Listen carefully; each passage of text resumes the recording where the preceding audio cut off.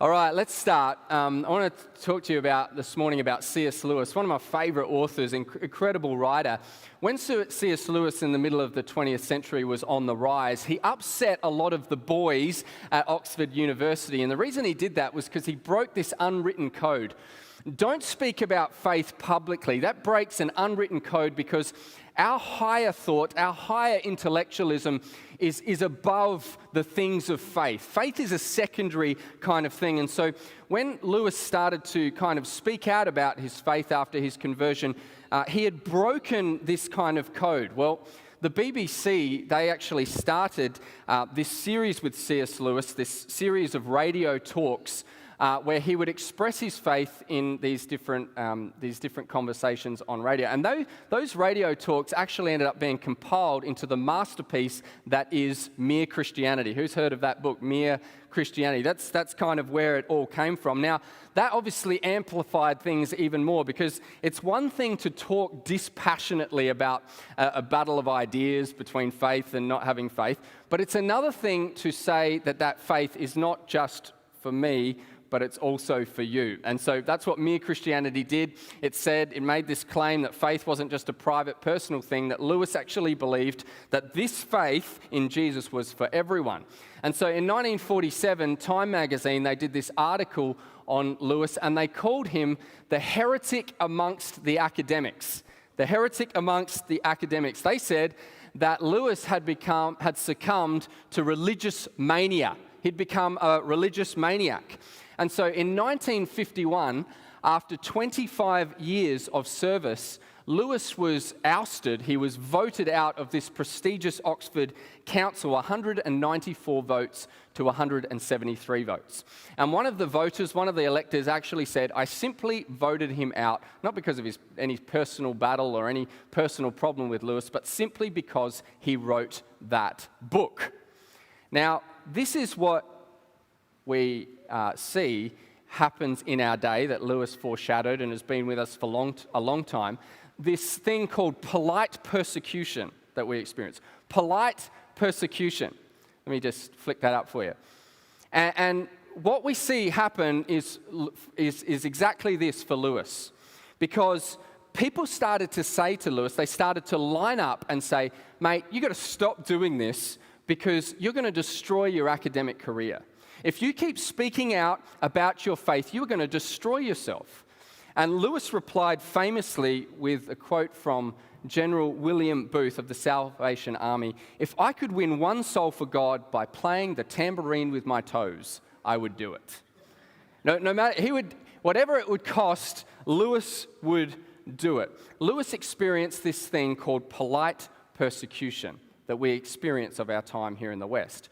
But he also knew something else about this thing called persecution proper. He wrote this, I received a postcard the other day saying that anyone who expressed and published his belief in the virgin birth should be stripped and flogged. That shows you how easily persecution of Christians might come back. Now today, that persecution proper is with us. It has been long with us. Today there are 215 million Christians in the world today who are persecuted, who today, on this Sunday as we meet, are being persecuted. It's the highest percentage of any faith in the world by far that is persecuted. In fact, in 2016, one Christian every 6 minutes was killed. In 2015, this horrible reality of our world was given a very clear picture with this poem that was written when 21 Egyptian Christians were killed by ISIS. It's called Two Rows by the Sea. It was written by Libyan Christians who were sending evangelism gospel tracts into Egypt to both encourage Christians but also to share with unbelievers about the truth of the gospel. And it goes like this. I want to read this poem to you. It's called Two Rows by the Sea.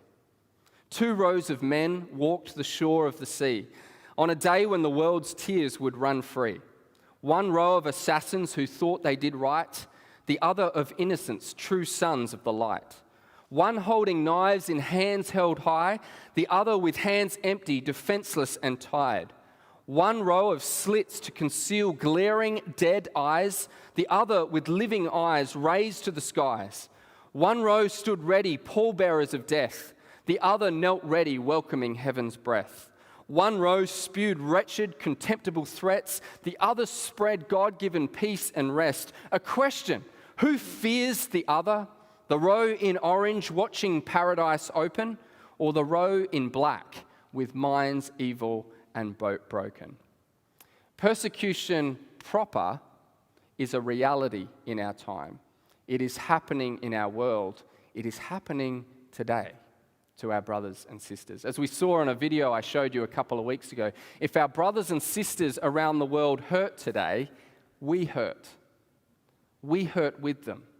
They are our brothers and sisters. We hurt with them today. But Lewis actually went further than this to show how pervasive this hatred really is. He wrote this, and this is going to kind of turn it upside down for us, right? This is going to flip it on its head. But of course, he wrote, I have to admit that Christians themselves have been persecutors in the past. It was worse of them because they ought to have known better. What do we do with the Crusades at the turn of the first millennium? What do we do with the Spanish Inquisition? And what Lewis seems to be concluding here is that hatred seems to be one thing that is common to all. There is this air of predictability that is going to be in the world, and that is that there will be hatred. The reality is that throughout history, when hate has been directed toward the Christian, there has often been one of two extremes. There's been many good examples, but there's often been one of two extremes. The first one has been to reach for the sword. When hate has come, we've reached for the sword, and we've either responded with war, or perhaps today we know it as some kind of fundamentalist Bible bashing. That when the conflict comes or when the hate comes, we pick up our Bible, we wield it like a weapon. And so when the hate has come to the Christian, we have reached for the sword. Perhaps the other response has been, the other extreme response has been to ride the slippery slope. This is what I call, and what we see in the rise of liberal theology throughout the 20th century. What was decided was that rather than stick out from the world, we would actually try and fit in with the world. And so rather now that the Bible is actually the thing that speaks into the culture actually dictates what the Bible really meant back then. And so we either reach for the sword or we ride the slippery slope of liberal theology. But when Jesus spoke about the hate that would come to us, he didn't say to reach for the sword, and he definitely didn't say to ride the slippery slope. He said, stand. I want you to stand. And you'll see this, just have a look in your Bibles at chapter 16, verse 1. Jesus says why he has written this section that Lauren read out for us. I have said all these things to keep you from falling away. It means from falling over. What does Jesus want us to do? Not reach for the sword and not ride the slippery slope. He wants us to stand when the hate comes. Don't fall over, stand. This is the call of Christ. Now, when do we have to stand in our society? Well, just think about this. The Reason Rally in 2012, this is what Richard Dawkins said, a popular atheist. Mock them, ridicule them, in public with contempt. This is what he preached to his atheist audience.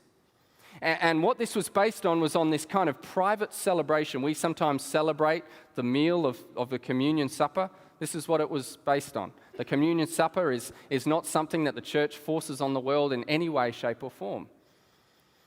But Dawkins, in that moment, he abandoned a good-natured discussion about faith, and he said, mock them, ridicule them in public with contempt. That's when Jesus calls us to stand. Stand when the ridicule comes.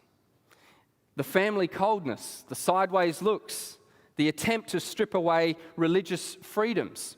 Stand when vitriol comes, when rumors are spread, and people have made it their mission to unfairly target you. Now, this is very relevant because this is actually what was happening in the first century. The disciples, the Jewish leaders at the time, they had made it their mission. They didn't just misunderstand, they were actually unfairly targeting the disciples. And this is why they were doing it. Firstly, they called them uprisers. The reason they called them uprisers was because everyone was required to say, Caesar is Lord. Caesar is Lord. But the disciples wouldn't say Caesar is Lord. They believed that Jesus was Lord. And so there was these rumors that were spread about them that they were uprisers. They were causing trouble. But not only that, they were considered man-eaters. Now, the reason was this was because of the communion supper that they had. They would take the bread, and this was the body, signified as Jesus' body, and this was the cup, that signified Jesus' blood. And so they twisted this idea, this celebration meal, and they said that essentially they were some kind of cannibals. They were like man-eaters, uprisers, man-eaters. Thirdly, they were debauched lovers. You see, the Christian feast, the weekly Christian meal, was actually called the love feast. Back in that time, there was a tradition that the Christian would actually come and they would greet each other with a kiss. And so there was this, it was twisted again. The Christians, they meet together for this love feast. It's some sort of sexual orgy that they have.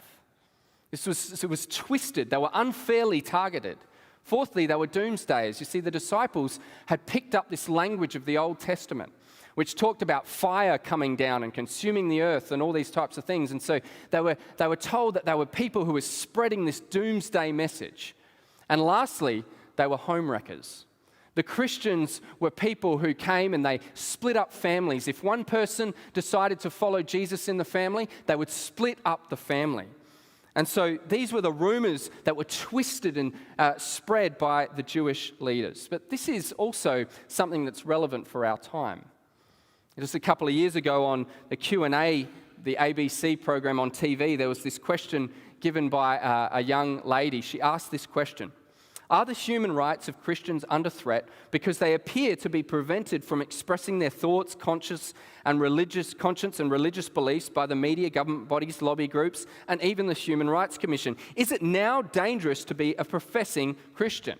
Now, the responses that you can imagine, were, typically vague and typically didn't answer the question, but they ranged from, strangely, anything from Marxism to same-sex marriage to different political ideologies. But what you saw most was in the response of one of them, which probably got the loudest applause, which was that Christians should stop playing the victim in society. And therein lies the very kind of reality that girl was probably asking in the question.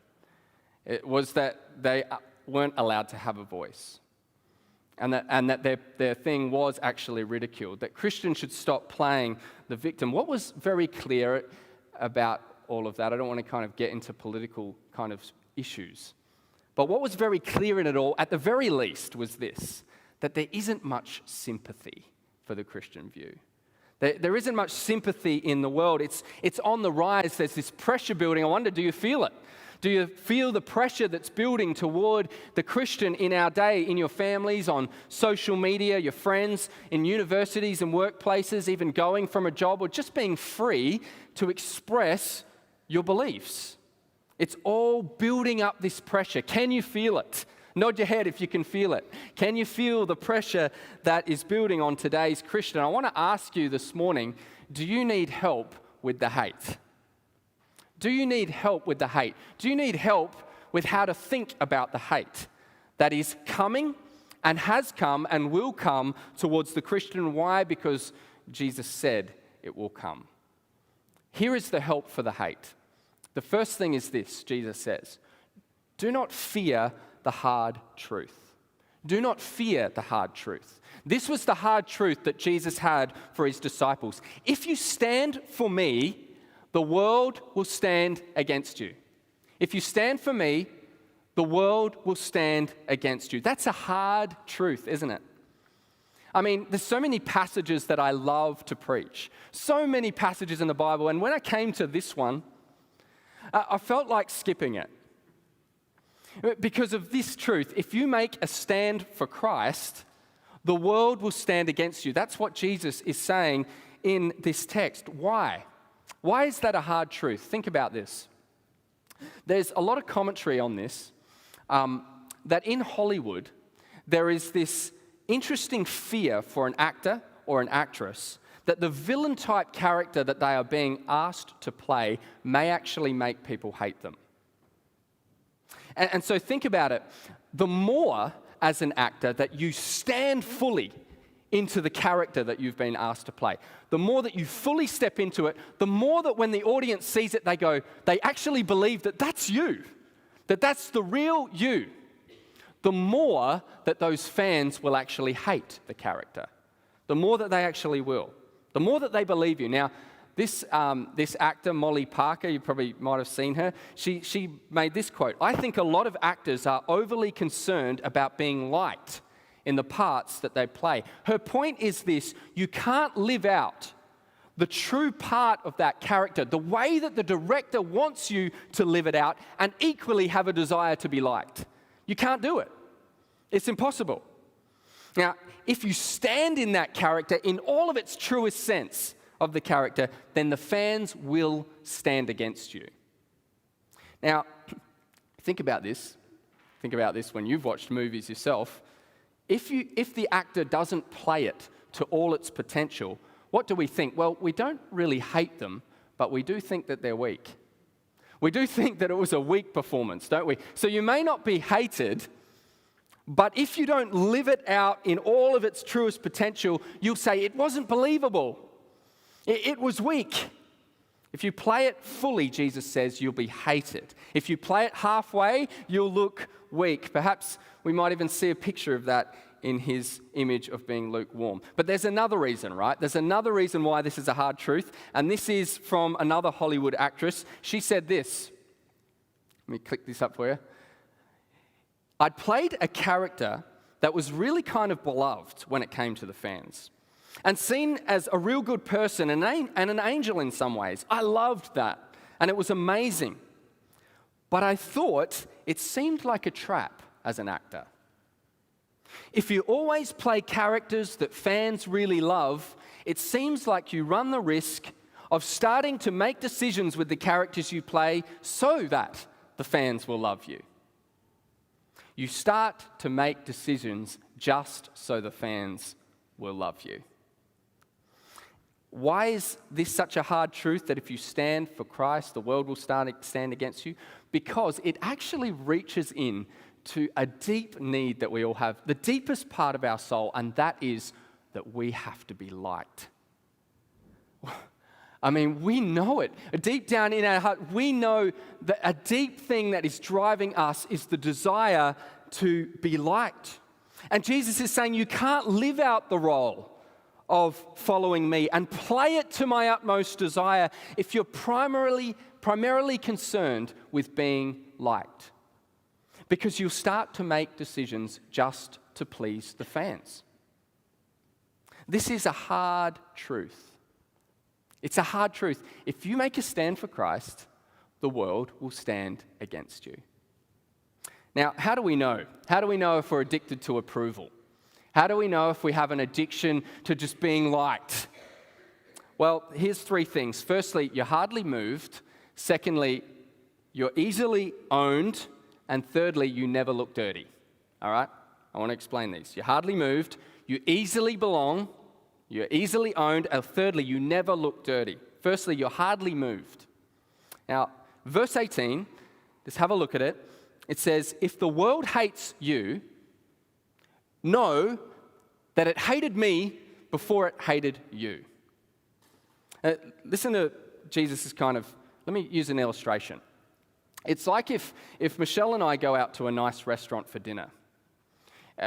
We're paying good money, we want to enjoy the evening together, and when the plates come out, Michelle takes a bite of her food, and it's cold, it's undercooked, and it doesn't taste very nice. What's at stake is the whole evening being ruined. The meal that we'd gone out to, that we've paid good money for, is not up to scratch. Now, this has actually happened to us a few times. In fact, it happened to us recently. And whenever that happens to us, I'm always faced with this dilemma. You see, what drives me a lot of the time is I don't want to be hated. I don't want to put my hand up and say, "Excuse me, this is like undercooked and, can you send this back and give us a new one? I want to be liked. I don't want the waitresses, the waiter, the chef to hate me. I want them to like me. But the only thing that will make me put up my hand and say, we need a new meal, please, is if I'm moved by the injustice that Michelle will have to eat a meal that she doesn't like. It's only if I'm moved by it. If I am hardly moved by the plight that she'll have to eat this cold meal that doesn't taste very nice, then I'll hardly move to stand. It's only if I'm moved by the injustice. You see this? You see, this is what Jesus is saying. If you're hardly moved by my rejection first, then you'll hardly move to stand for me. Jesus is saying something very important that we shouldn't miss. Carry my ruin around in your heart. Carry my ruin. Carry my rejection around in your heart before you carry yours. Value my approval more. If Jesus' rejection just doesn't move you anymore, it hardly moves you, then you'll hardly move to stand when the hate comes. That's the first thing that you'll know if you're addicted to approval. Second thing is this: you're easily owned by the world. You're easily owned. Verse 19, it says this: if you were of the world would love you as its own. And for the sake of being liked, you belong so easily. I'm ashamed about this. I'm ashamed that I worked for 10 years out in the workforce and I was owned by it. People didn't know much difference about me. And I belonged too easily. I want to talk about that again in a moment before I skip to point 3, that you never really look dirty. You never look dirty. Verse 20. Remember the word I said to you. A servant is not greater than his master. If they persecuted me, they will persecute you. You know you're addicted to approval if you never look dirty in the eyes of the world. Now, let me explain this. Some time ago, I read John Howard's autobiography, and our previous Prime Minister. And he had done a lot of good things. He had done a lot of good things for the country at the time. But then, what interrupted part of his prime ministership was when the Port Arthur massacre happened. And this thing happened where 30-something people were shot dead in Tasmania, and he believed in his heart that it was time to do something about it. It was time to make a stand. Now, to do that, he had to look dirty in the eyes of many people to make that stand for what he believed was right. Now, many times, we aren't ever willing to make the tough call. We aren't willing to look dirty. John Howard had to stand up there in front of all these gun owners and tell them about this policy. He had to make a stand, even though he was hated for it, even though he looked dirty in their eyes. He had to stand on what he believed. And Jesus is saying here, a servant is not greater than his master. If I, Jesus is saying, as your master, has looked dirty in their eyes, how much more will my servants look dirty in their eyes? We're addicted to approval when we forget that first of all, we are his servants. We are his servants, and there is some times where in the eyes of the world, we will look dirty. And we have to be prepared for that. There's a massacre going on. There is a massacre where Satan and evil is looking to massacre people for all eternity. And what is being called for is not to reach for the sword or not to ride the slippery slope and to blend in, but to stand. But to stand in that, in the face of the hate, and to declare the truth that it might save some. Now, I just want to add to this because John Howard wrote some commentary in his autobiography about his one regret. What was his one regret in that whole thing? His one regret was that he wore a bulletproof vest when he stood up to make the announcement. And so he stood up at the podium and he had his shirt on, and underneath was bulging out of this shirt, this bulletproof vest. So everyone knew that he had a bulletproof vest on. And he said that this was his one regret because he looked scared.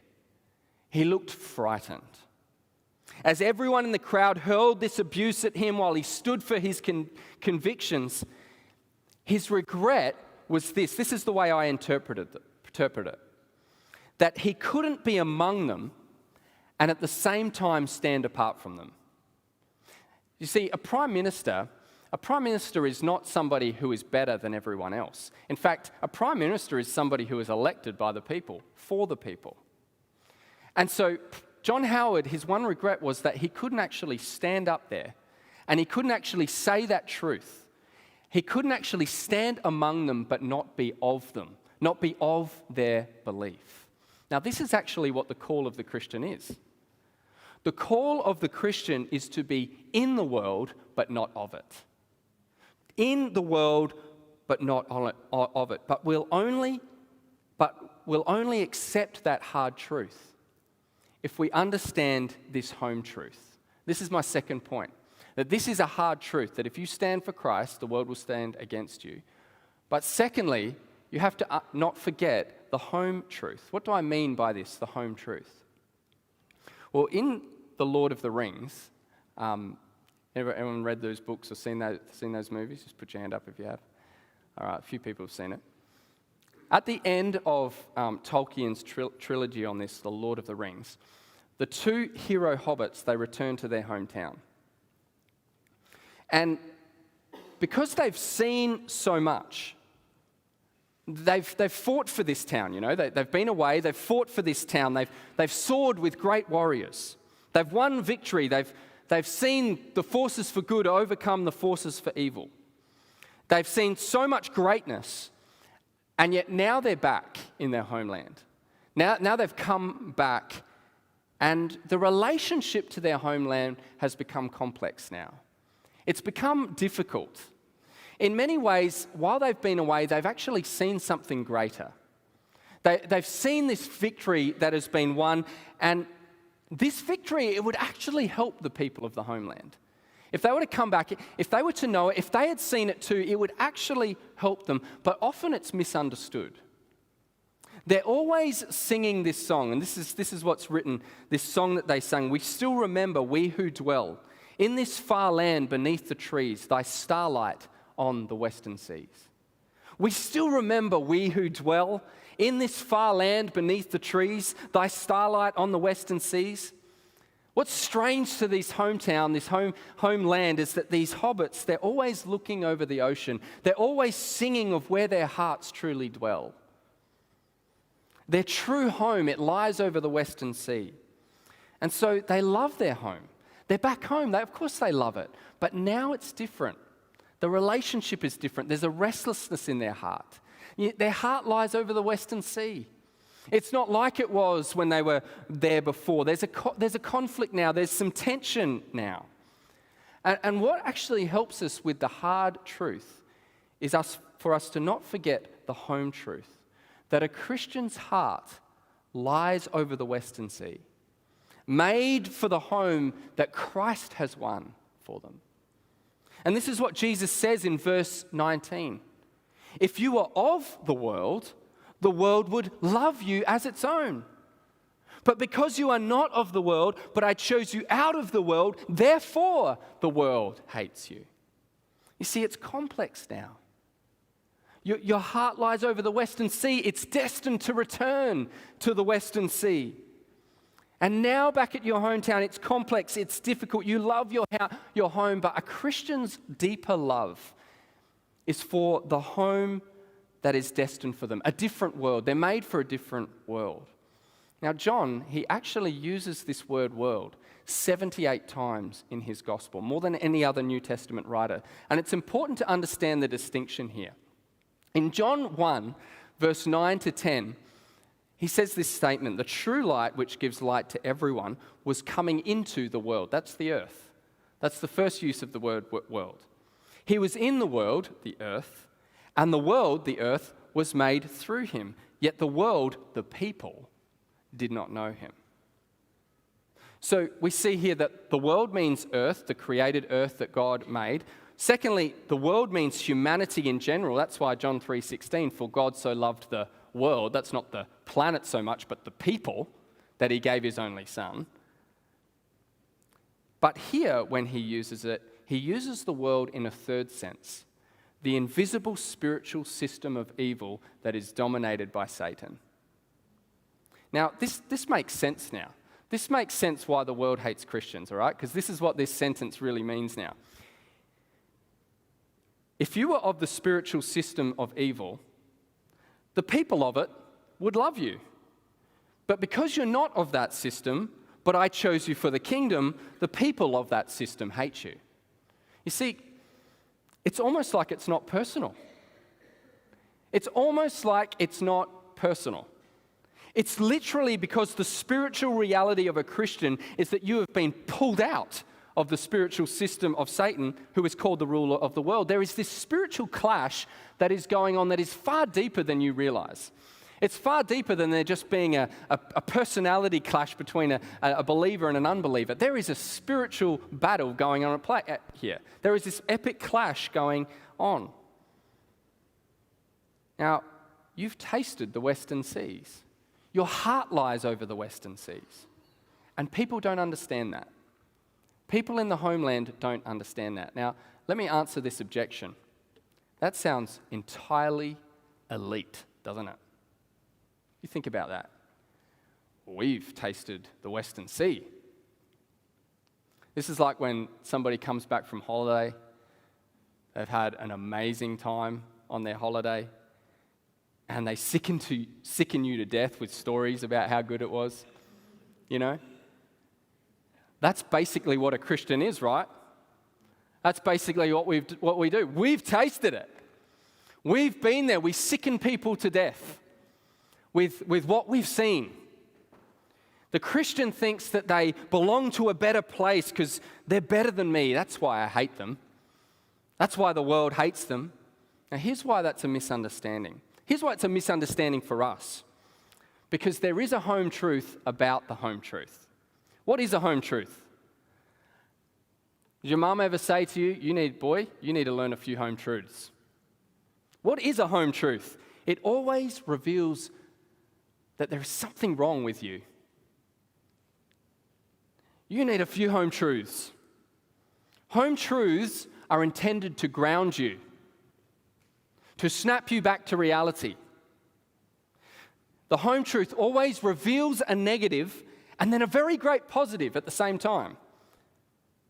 Home truths, they always do this. It hits home that there's something wrong within, and at the same time, the fact that that has hit home actually helps you to find a cure for it. That's really what Christians are.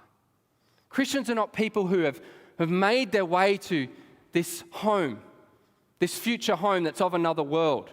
Christians are people who have had it hit home that their home inside isn't up to scratch. And they recognize that they needed somebody to come in and to clean it out. And rather than that be something that they achieved or that they could do by themselves, they realized that in fact they're completely powerless to do it themselves. That's the home truth. The home truth is that we're completely powerless to do this of ourselves. And only person who is able to do that is Jesus. That's why just a chapter ago in chapter 14:23, Jesus says, "My Father will love him, and we will come to him and make our home with him." Help for the hate. Help for the hate. Do not fear the hard truth, but don't forget the home truth. You're made for another world, and the passageway to that home was not your own doing. By grace you've been saved.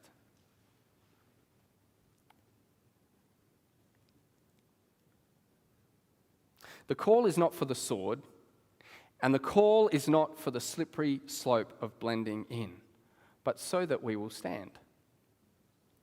How will we stand? Don't fear the hard truth. Don't forget the home truth, and then you will stand in the hour of truth.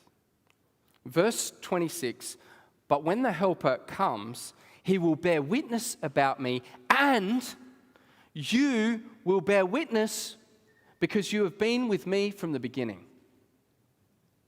What does a witness do? What does a witness do in a court?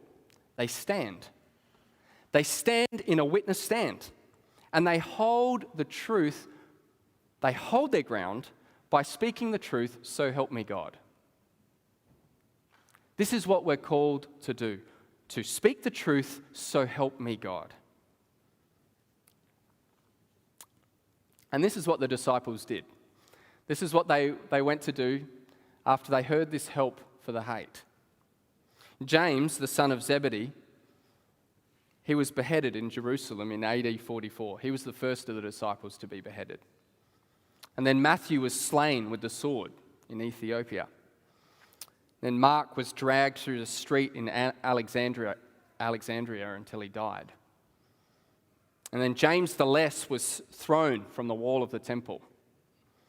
Philip was hanged from a pillar in Phrygia. Bartholomew was filleted alive. Andrew was scourged and then tied to a cross where he preached to people for 2 days until he died. Jude was shot to death with arrows. Thomas was run through with a lance. Simon the Zealot was crucified. Peter was crucified upside down. Matthias was stoned and beheaded. And John, who shared this upper room with all of those men, he survived all of those deaths to learn all about his friends' deaths. And he himself was boiled in a pot. But he survived and he was exiled to the island of Patmos, where he received a remarkable revelation. That yes, if you make a stand for Christ, the world will stand against you. It's a hard truth. But don't forget the home truth for the hour of truth. When all is said and done, his revelation said that the truth will prevail. That Jesus will come for the martyrs. That for every Christian that has suffered persecution, has given up their life, for every Christian that died every 6 minutes last year, Jesus will return and avenge them. He will not let that injustice go. Just as he will not let you go in your polite persecution, which may indeed progress to persecution proper in the future. And so is the assurance of Christ at the end of this chapter. Take heart, I have overcome the world. I have overcome the world. So how can you stand? How can you stand? Why don't you stand with me right now? This is how we can stand.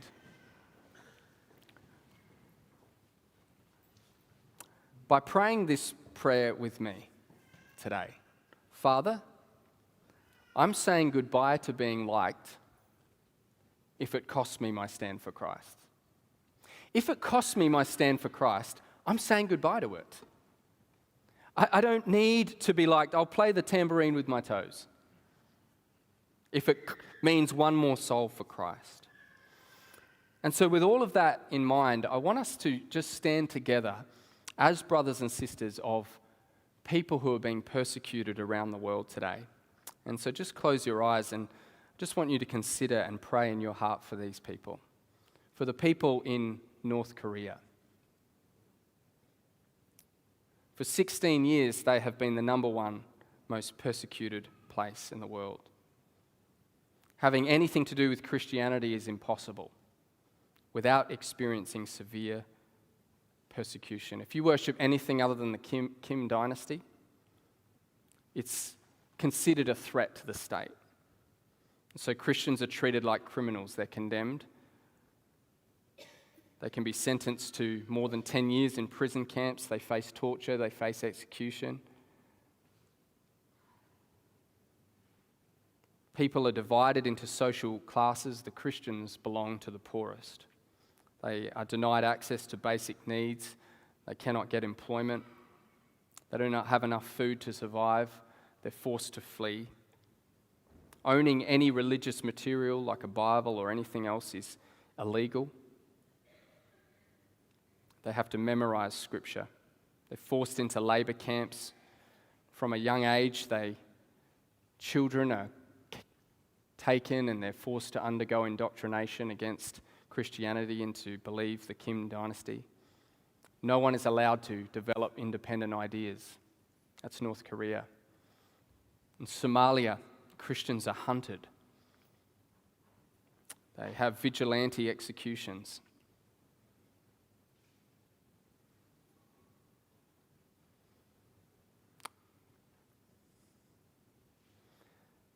Christians, in fact, risk being killed by their own family members.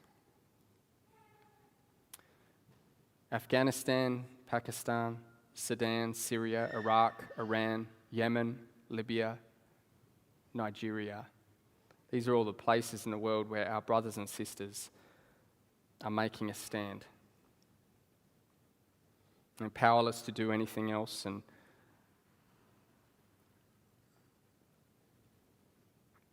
we just want to stand in the gap for them today.